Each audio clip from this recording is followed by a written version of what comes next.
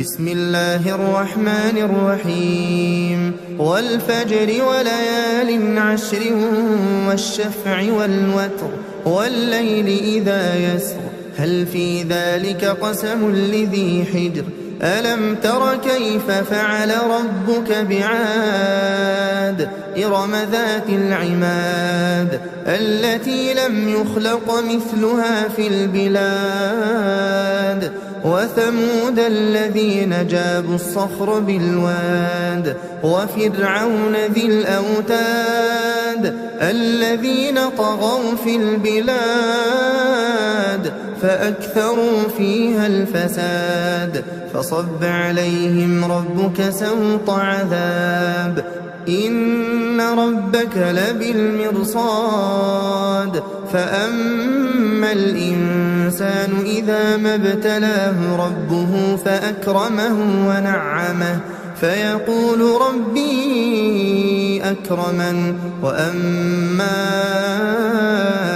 إذا ما ابتلاه فقدر عليه رزقه فيقول ربي أهانن كلا بل لا تكرمون اليتيم ولا تحاضون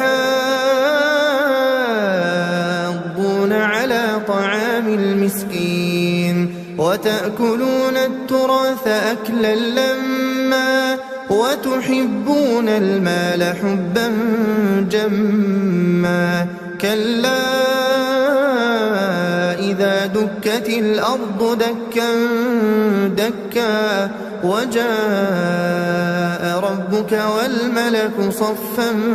صفا وجيء يومئذ بجهنم يومئذ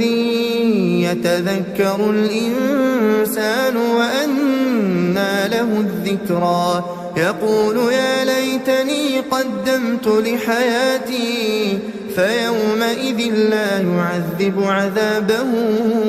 أحد ولا يوثق وثاقه أحد يا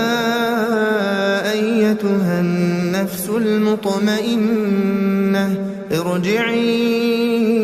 إلى ربك راضية مرضية فادخلي في عبادي وادخلي جنتي.